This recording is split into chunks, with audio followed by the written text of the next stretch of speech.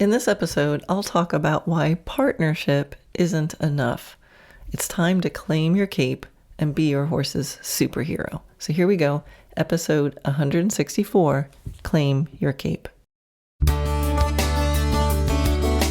Hi, I'm Karen Rohlf, and welcome to Horse Training in Harmony. This podcast is about you making progress with your horse in a way that you both can love. It's about learning how to move and be in harmony. Because yes, you really can develop a horse to be both athletic and happy. When we show up as our best selves for our horses will show up for us. So let's get started. Well, we just got back from about 3 weeks in Australia and had such a good time. So we were down there to do Warwick Schiller's Journey on Podcast Summit. So I was speaking at that. And then I did 2 clinics, one in the Melbourne area and one in South Australia in Hahndorf. And it was just awesome. It was so fun to reconnect with some old friends we haven't seen in a long time and made some new friends. And it's always really cool to meet online students in the flesh. And of course, the highlight is always to get to play with the wonderful horses. We had a pretty good variety of horses in these 2 clinics. I think I got to play with the most number of ponies and also up to big warm bloods and draft crosses. So super, super fun. And yeah, it was great to see everybody there.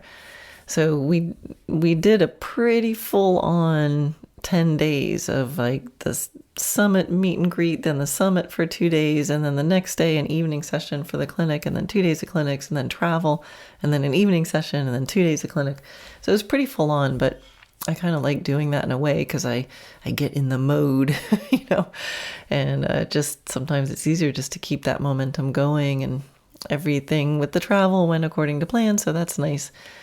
And after we did the full-on 10 days, and Dana and I actually took some extra time and had a little holiday and spent a big block of time on Kangaroo Island in this really cool little cabin villa sort of thing in the middle of this wildlife sanctuary where there were kangaroos all around us and all the amazing birds and just a lot of peace and quiet, which was awesome.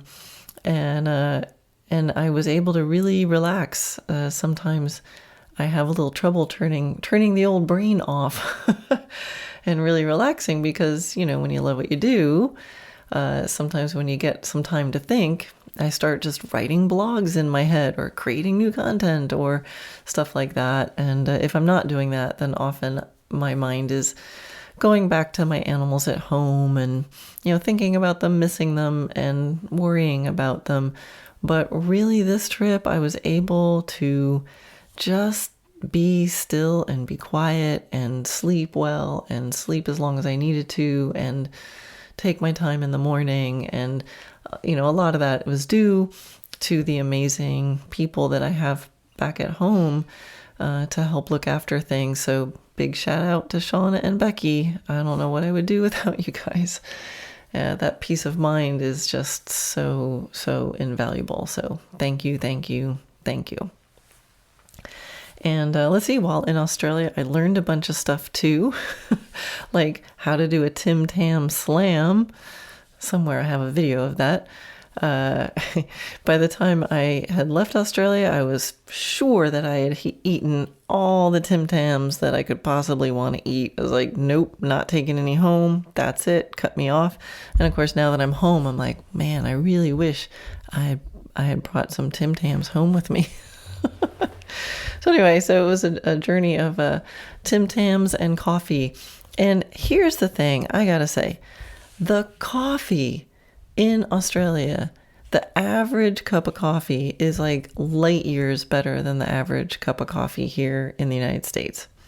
And, I know there's a difference of of like brewing a big jug of coffee versus the, single, what, I don't know all the names for it, but like when you just do like an espresso and then, you put stuff in it to make it a latte or something. Here in the United States, it's often like you just drip brew, a big jug of coffee. So, but even with that aside, even comparing like, a cappuccino to a cappuccino, the coffee in Australia is so much better. And I don't know what's going on, but usually here at home, I actually can only have caffeinated coffee. Like I let myself have it once a week because otherwise I just get buzzy and I can't go to sleep, and then I don't get enough sleep and I get more buzzy, and the cycle continues. So I've cut myself off from caffeinated coffee except for once a week on Saturday mornings. But in Australia, I was like drinking 2 cups of coffee a day just because it tasted so good. I had no trouble falling asleep. I had no buzziness and no like upset, acidy stomach. So I don't know what's going on with you guys over there, but your coffee is so good. I think Australia and Italy, the best coffee. Anyway, what are we here for? Oh yeah, horses. Anybody want to talk about horses? All right. So this podcast is something I wrote a blog on this subject, and I've been sort of mulling this around in my mind because I'm always trying to think of, how do you describe the relationship that you have with your horse?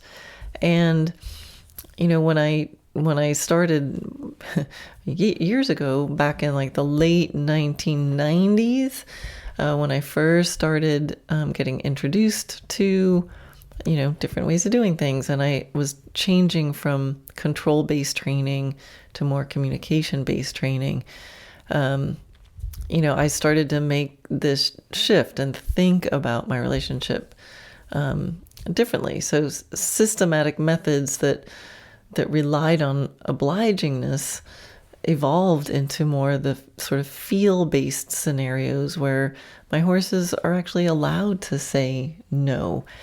And I often describe my relationship with my horses now as more of a partnership, right? And that's really in the language that a lot of people use today, is they want to have a partnership. And that's the word they use to sort of differentiate between more the control-based and then more of the, partnership-based training. But it's always kind of been in my mind of like, that word's not quite sufficient. Partnership isn't really sufficient. In dressage land, traditional dressage land, often people would say, I have a partnership with my horse. It's like a business partnership. And I really didn't like that idea. So as I often do, I go to the dictionary, and the definition of a partner is either of a pair of people engaged together in the same activity is a partner. And a partnership is defined as an association of 2 or more people as partners, or a formal arrangement by 2 or more parties to manage and operate a business and share its profits. So that didn't really get me excited. I'm like, that it? I don't think that really described the way I feel about my partners. About my horses, or the relationship that I have with them. So I started to think, is partnership really the word? Is it really what I'm aiming for? And like, don't get me wrong, there are much worse things than partnership, right? So it's a good word. Go ahead and use it. But I think too many horses in the world are in a, more of a parasitic relationship with their human. So that would be worse than a partnership. So a partnership is a great baseline to aim for. At least in a partnership, there's a reference to like, we're in it together. Now, often when I'm teaching in the Dressage Naturally program, I'll use an analogy, or I kind of like make this joke that as riders, we want to be our horse's biomechanical superhero, right? So the idea is most of the time we sort of strive to be invisible to simply harmonize with our horse. However, if something starts like going south or going wrong or going in a different direction than we can swoop in to help, to clarify or to add aids. After all, they're called aids because they're supposed to be helping. So we swoop in to help and clarify and get the horse heading in a better direction. And this is where you can like cue the theme song to Mighty Mouse. Young people, there was a cartoon called Mighty Mouse. It was "Here we come to save the day." You can Google it or search on YouTube for the Mighty Mouse theme if you want to hear it. And if you really want something interesting, you can Google Mighty Mouse theme song, Andy Kaufman. And if you haven't seen that, it's weird, but maybe you'll enjoy it. Anyway. Okay, so the idea is most of the time we're invisible, we're harmonized with our horse. If something needs to happen, then we swoop in, we do the thing, and we help. So hopefully the horse is like, thank you for clarifying that. And that would be in contrast to something like where we're constantly nagging or we're always controlling. So it's a really fun way to kind of get people to remember the concept, but there might be even more to this superhero idea. So I think about characters like, Superman or Spider-Man and, where they're like mild-mannered, humble, imperfect, friendly members of their community most of the time. But then when needed, they swoop in to save the day. And I guess that feels more similar to my relationship with my horses, and I can relate to feeling a bit like a Clark Kent a lot of the time. I feel a little bit bumbly and a little bit, not sure, and but yet in a heartbeat I'm ready to be Superman, when needed. And if there's anybody listening who's like a real comic book fan, like, don't go crazy with this analogy. It's just, it's probably wrong, but it might be helpful. Anyway, so most of the time I just really do want to be with my horses. I'm honored if they choose to just be with me, with no agenda. Sometimes I have the role of a teacher, and if I do that well, then I do get to experience a partnership where my horse and I are both engaged in the activity together. The definition of the partnership. And the goal is that moment feels like we're sharing the movement and we're sharing that moment, that we really are in it together like a partnership. But let's face it, like, we're not on equal ground. There's not an equal partnership. Horses didn't ask for any of this, and they can be quite helpless in our world. So even inside an environment where I give my horses a lot of freedom and choice, they still need to, me to look out for them. And, I need to be their hero, whether it's to calm them when they're scared or make health and veterinary decisions, or when I make the everyday management choices that keep them healthy, happy, and safe. And I think it just feels different to think of myself as my horse's superhero. And I like it. Now, there are a lot of different kinds of superheroes, especially these days. I haven't seen all the Marvel movies, but, there's a bunch. But I think there's some common qualities to a superhero. So think for a moment about how you would describe the qualities of being a superhero. And so I'll share some words and phrases that come to my mind. So compassionate, brave, self-sacrificing, courageous, fearless, confident, looking out for the good of others, someone who thinks of others before themselves, positive, curious, willing to take action, knows when to act and when to wait, to be dependable, aware, and trustworthy. And a lot of times in between these feats of bravery and courage, they're leaving everybody else alone. So I was like, yeah, that's actually what I want to be for my horse. And I think that's what all horses, not just our own, need from us. They need us to be superheroes for them in this crazy human world. And I think many of you listening can probably think of real examples of when you self-sacrificed and took care of your horses before you took care of yourselves. You can think of numerous moments when you had to be brave in order to take compassionate action to do something for the good of your horse.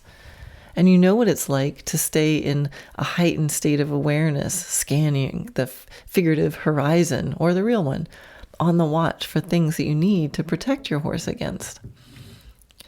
So the definition of partnership says there's an expectation of mutual agreement and equal responsibility. However, with horses, I don't think that's really true. In reality, they don't have equal responsibility or equal freedom to agree or disagree with what life we give them. We can do our best to give them more choices, more freedom, and help them understand so they can maybe have a sense of responsibility for some things, so we don't have to nag them all the time. But that's up to our training. So partnership really is an attitude that we can have towards our horse, a feeling that we are in this together. But I don't think they owe us partnership.